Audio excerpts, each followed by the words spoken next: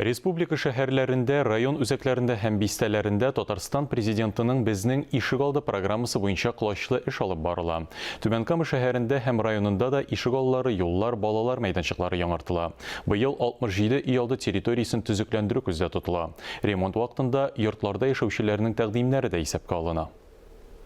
Илһам Хәмидуллин гадәттәгечә көн сайын кызын урамга уйнарга алып чыга. Тик бүген уен мәйданчыгын танырлык түгел. Таганнар, машиналар аударылган. Ишек алдында зур техника эшли. Тынычлык проспектындагы 26-нчы йорт яшәүчеләр вакытлыча уңайсызлыкларга түзәргә әзер. Кешеләр ремонт башлануына сөенә генә. Ремонт эшләре республика президентының безнең ишегалды программасы буенча башкарыла. Балалар постоянно монда уйныйлар. Площадка һәрвакыт кирәк аларга. И нәрсә инде спорт инвентарлары кирәктер дип әйтергә подросткларга. Мәктәп балаларына дип әйтергә кирәк. Качаться итсеннәр, спорт белән шөгыльләнсеннәр.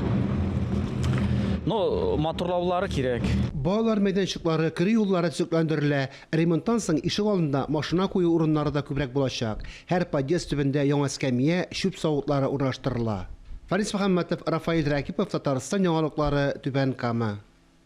Кукмара районы Балыклы авылында мемориаль комплекс ачылды. Мемориаль комплекс авыл уртасында урнашкан 8 гранит тактада Балыклы авылының тулы бер тарихы урын алган. Бердә беренче бөтен дөнья гражданнар рус, япон, фин, Бөек Ватан, Әфганстан һәм Чечня сугышларында катнашкан. Алардан исән-имин кайткан, чит җирләрдә ятып калган сугышчыларның исем-фамилияләре белән рәттән сугыш ятимнәренең, репрессия корбаннарының, ерләре сугышта үлгән тол хатыннарның да исемлеге язылган. Анда барлыгы 443 фамилия теркәлгән. Мемориаль комплексны эшләүдә бүгенге көндә Мордовия Республикасының Саранский шәһәрендә яшәүче Фердания Нугаеваның да көче күп кергән. Фердания ханым республика һәм дәүләт архивларында эзләнеп, әлеге һәйкәлдә урын алган авылдашлары турында бик күп мәгълүмат туплаган. Һәйкәлдә шулай ук аның шигыре дә урнаштырылган.